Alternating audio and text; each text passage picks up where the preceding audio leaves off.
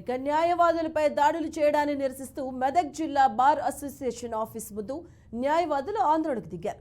సిద్దిపేట కోర్టులో ఓ న్యాయవాదిపై ఐఏఎస్ దాడి చేయడంతో పాటు అతనిపై కేసు నమోదు చేయడం సంచలనంగా మారింది. దీంతో న్యాయవాదిపై దాడిని బార్ అసోసియేషన్ అధ్యక్షుడు సుభాష్ చంద్ర ఖండించారు.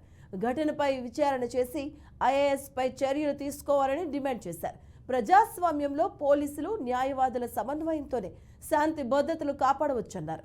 ఇక ఈ నిరసనలో సెక్రటరీ పోచయ్య, న్యాయవాది లక్ష్మణ్ కుమార్, చంద్రారెడ్డి, దుర్గారెడ్డి పాల్గొన్నారు.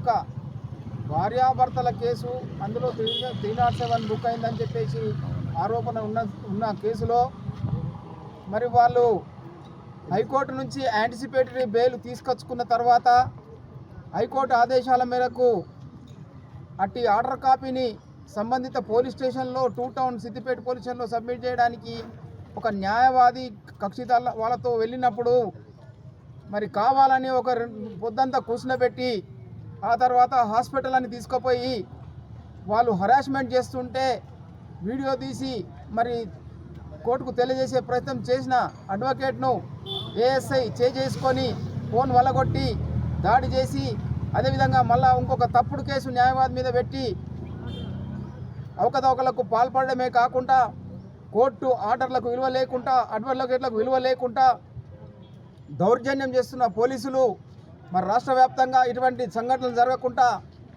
చూడాలని చెప్పేసి మరి ఇలా రాష్ట్ర వ్యాప్తంగా కోర్టులకు వర్క్ అబ్స్టెంట్ చేస్తున్నాం.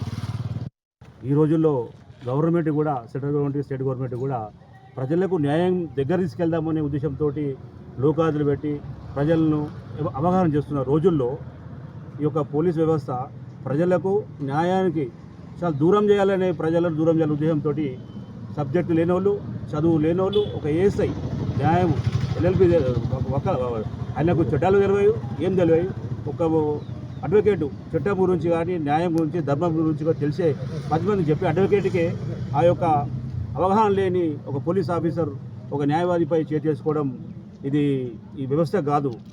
చాలా మనకు ఈ యొక్క న్యాయ వ్యవస్థకే కాదు, ప్రజా వ్యవస్థకే ఇది ఒక మట్టుగా ఉంది. కాబట్టి ఇక్కడ నేను రిక్వెస్ట్ ఏంటంటే, మేము చదువుకున్న వ్యక్తిగా అడ్వకేట్ లాగా మాట్లాడుతున్నాము.